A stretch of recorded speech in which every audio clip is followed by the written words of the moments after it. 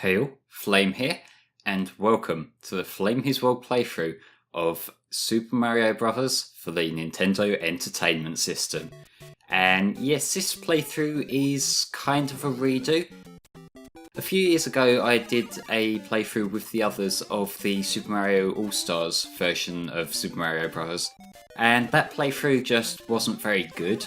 It was one of them ones where I was really not playing all that well, and honestly looking back at it, I think I did the game a disservice by not really giving it a representative playthrough, and so that's why I just wanted to replay it with my new standards of gameplay, my new expectations of a playthrough, and just generally show off the game a bit better.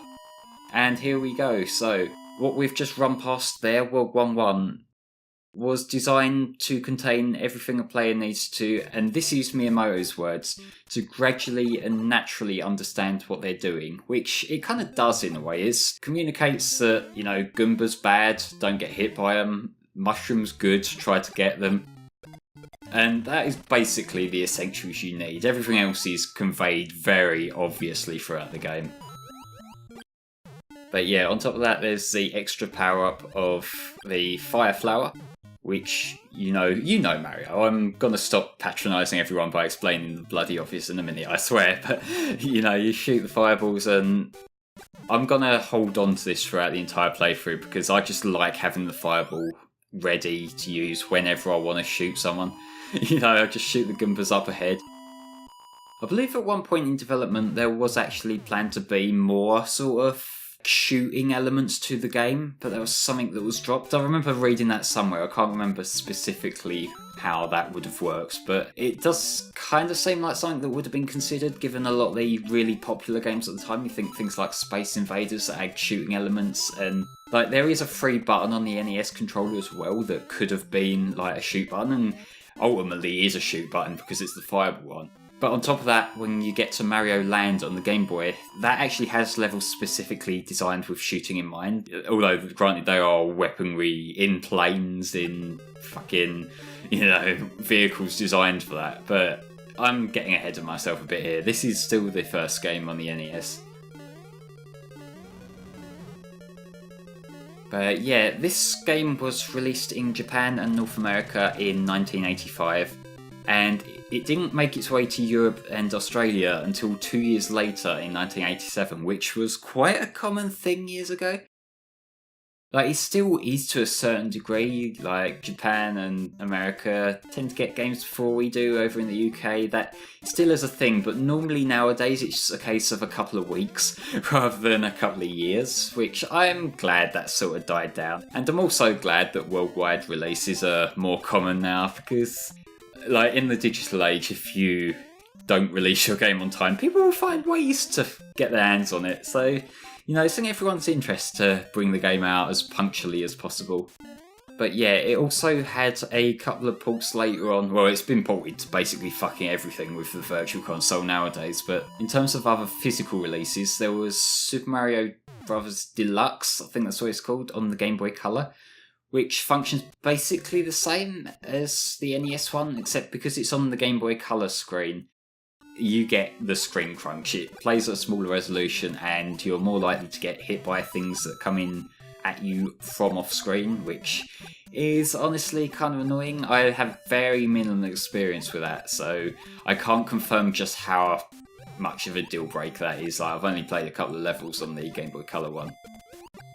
And there is also a port on the Game Boy Advance, which came out in 2004. And I've never actually played that, but I do remember there being that big sort of campaign where a handful of NES classic games were released on the Game Boy Advance. I remember they had the black box art style that was consistent among all those re-releases. I know there was Super Mario Bros. I think there was also Zelda 1, Kid Icarus, and I think there were a handful of others. I can't remember what they are off the top of my head, to be honest.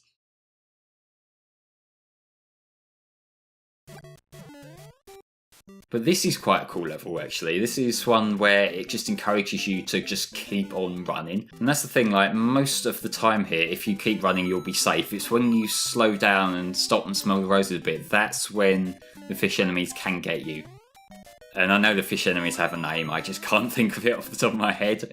It's one of them dealios that I remember, like Goombas, Koopa Troopers, those kind of guys. They're all the obvious ones. And obviously I remember my boy Bowser, the final boss of the game. Spoilers.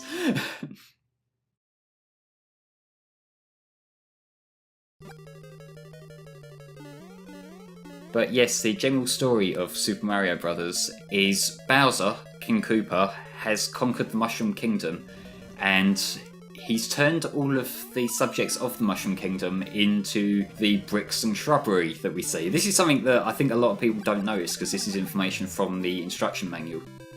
But yeah, he's turned all the residents of the Mushroom Kingdom into the blocks that Mario is smashing his head on, the shrubbery, all the things in the background, which is kind of fucking morbid if you think about it, especially when Mario's knocking them left, right, centre. The only one who can undo what Bowser has done to all these people is the princess, who we now know as Princess Peach, and that's why Mario's going to rescue the princess who Bowser has kidnapped. And seriously, this is the kind of thing that has been completely forgotten about nowadays. Like, if you play any modern Mario game, there's no kind of implication. I think this may well have just been something that whoever was writing the instruction manual just pulled out their arse on the spot. This doesn't seem like something that they would have had storyboarded or in their notes when designing the game. It seems like the kind of thing that someone would have thought, oh shit, we need to explain why all this stuff's happening. Oh, I know. This turtle dude turned everyone into a block. Yeah, that'll do. That'll roll for us.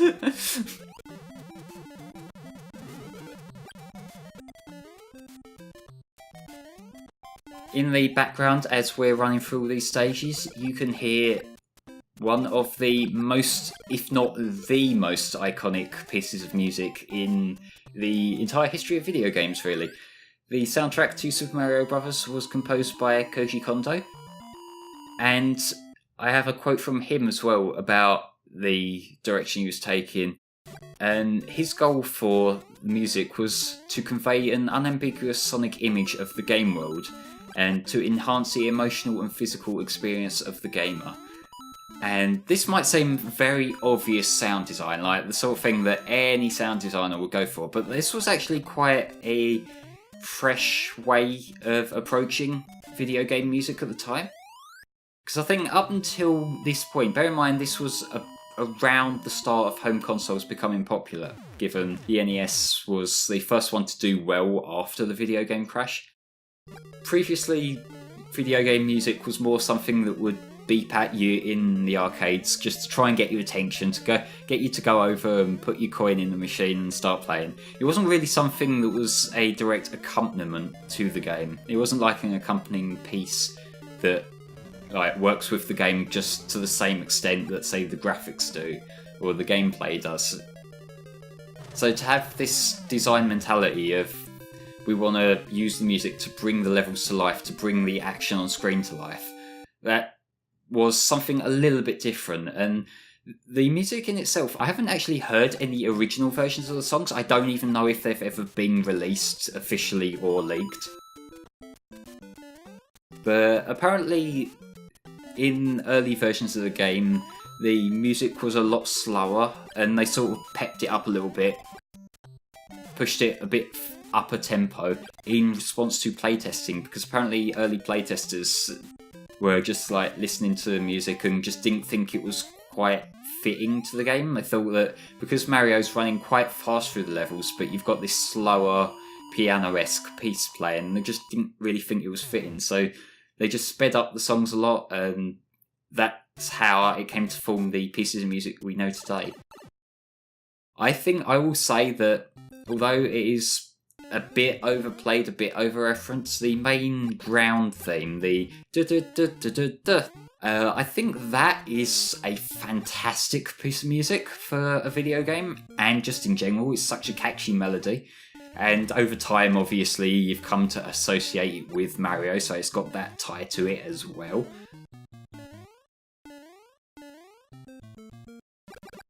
But I will say that I'm really not a fan of the underground music. I think the underground music it plays it a bit safe. And while I have heard covers of the song that rescue it, that just sort of put a bit more emphasis on the like main underground riff, particularly guitar covers. Guitar covers tend to do a good job of pumping it up, making it that bit more hype.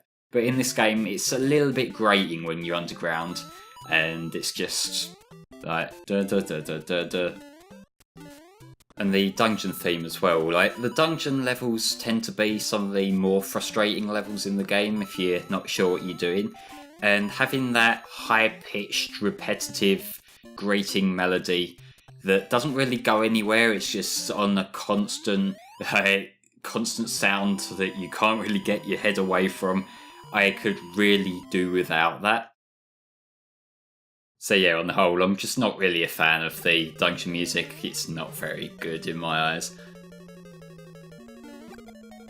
But in terms of the main theme, you know, the ground theme, Nobuo Uematsu, that's the Final Fantasy composer, he's actually made a comment in the past that he thinks the main theme music should be Japan's national anthem. That's kind of how powerful that song comes across to people, which is pretty cool, pretty powerful backing to have behind your song.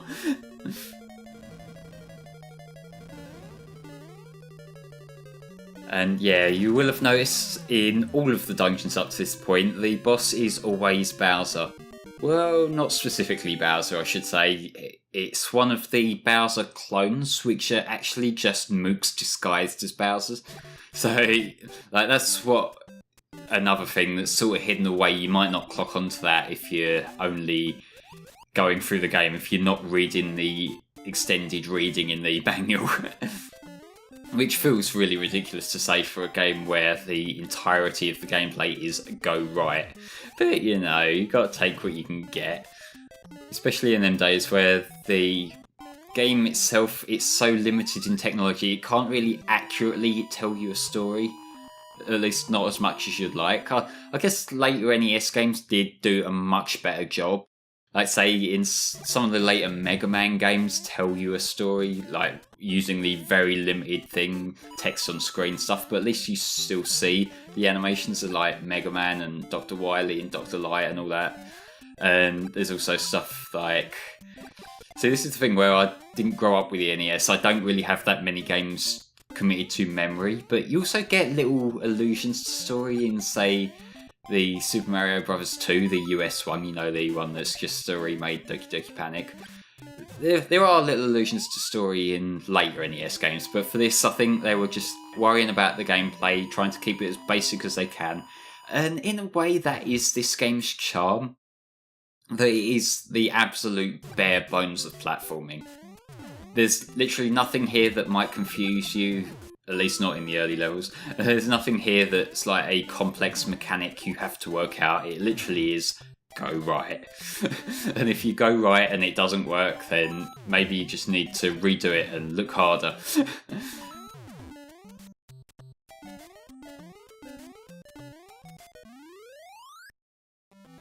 So yeah, in terms of where I stand with this game, I'm not entirely sure. It's a game that I sort of go backwards and forwards on quite a lot.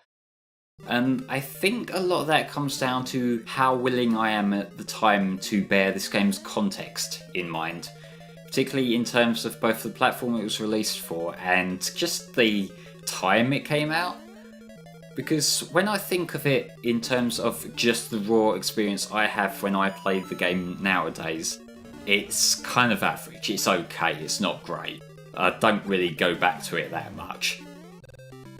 And the reason for that is that both in terms of Mario in general, I find not to be the most exciting series. If I'm going to play a platformer, I'm far more likely to go to, say, a Sonic or a Mega Man, because they just feel much more involved and literally go right, which is Mario. And also in terms of the Mario series in itself, there have been much more exciting and interesting entries in the series since then. This is very much the bare bones, and if you're not in the mood for gaming at its most simplest thing, you're probably not really gonna resonate that well with this game these days. So nowadays I just really don't think this game is amazing.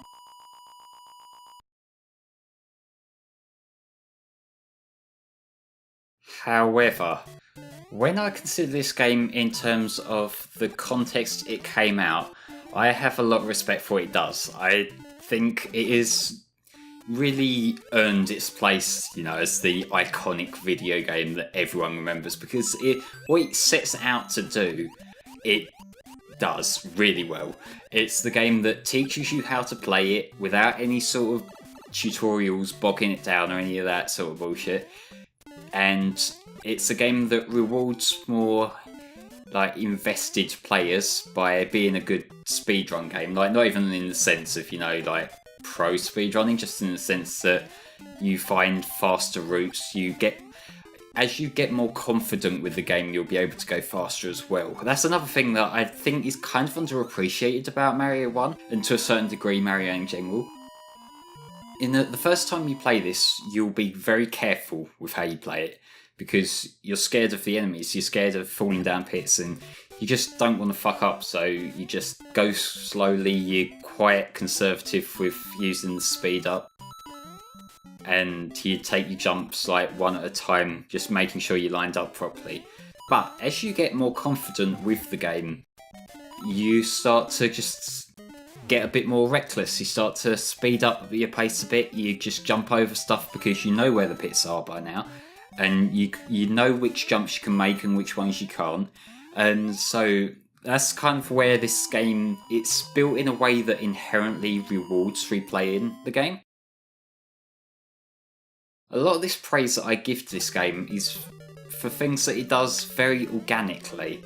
Obviously, World 1.1 teaching you what to do, as I mentioned, but things like that, things like getting to know the level layout and just becoming better at it through familiarity is another organic thing. It's not the sort of thing where they've had to go out of their way to put extra features in to make you replay the game. They haven't gone out of their way to put a tutorial in so you know how to play. It's all just the game itself lends itself to the player. When I think about this game like that, that's part of the reason why I think in context this is an incredibly solid game. Far more than the typical player will just give it credit for. And again, this is a sort of thing that your mileage may vary, whether later games did better or did worse. On the whole, later games tended to do away with the simplicity and start adding in new things like new playable characters, like tutorials in the case of the 3D games. And none of them games are bad because of that. That's just the way games evolve over time. But I kind of look back at this game, and this is something that this game just has over a lot of that. The fact that it's so self-contained and so spot on with everything that it aims to do. But yeah, this is the exception to the rule here, because this isn't just run right. These levels are just swim right, and I will say that I kind of am okay with these levels. I like the underwater theme. It's a really chill theme. It's not too menacing for an underwater level. It's just... I'm not sure how best to describe it. It may be a little bit jolly, but not overly so. In terms of the gameplay, they're probably some of the least impressive levels, if only because you've just got that inherent worry of you're completely vulnerable. Unless you've got the fireball, of course, in which case you've got something to protect yourself, but if you're just playing this naturally, chances are you'll have taken a hit by now. It's only because I like to edit out my mistakes, remove my fuck-ups using save states, that I'm still Fire Mario here, but yeah. It's just one of them things that you'll have another kind of approach to the water levels than you would the ground levels, because there's that extra element of danger.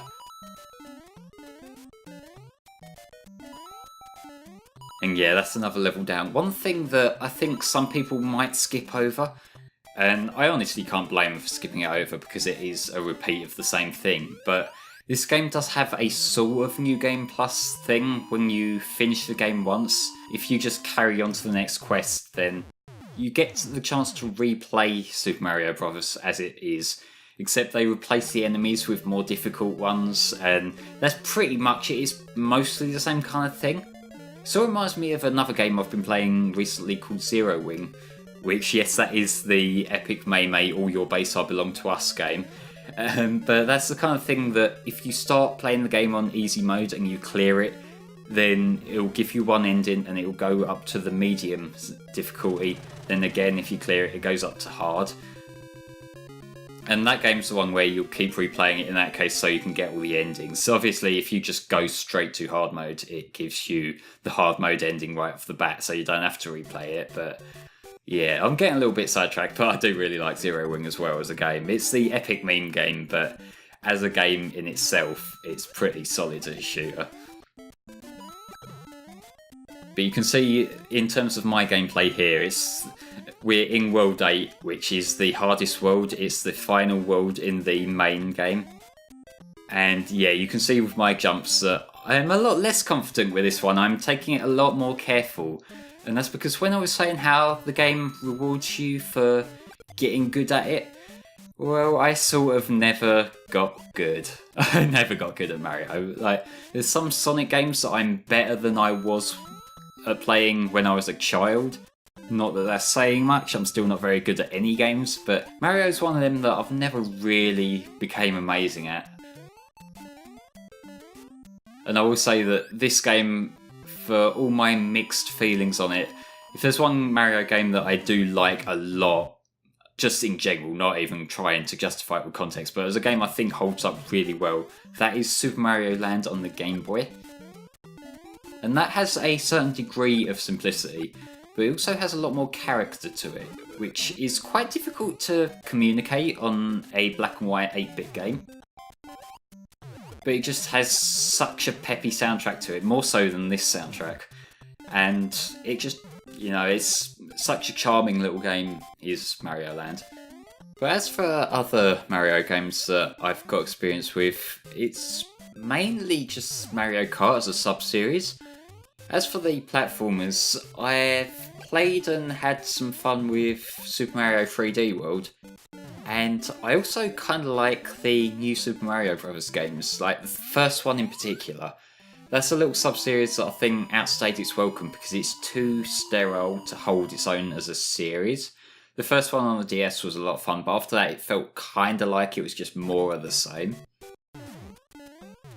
But yeah, now we're halfway through World 8 and we're actually very near the end of the game, and this feels like a very short playthrough. That's because I've played it in a way that we're getting through it quickly. Like, you can put a lot of time into Mario just trying to get really good at it. But shout out to the Hammer Brothers, by the way, the most fucking annoying enemies in the game, probably the series. Like, I think so many people have got horror stories about these guys that they'd rather not remember.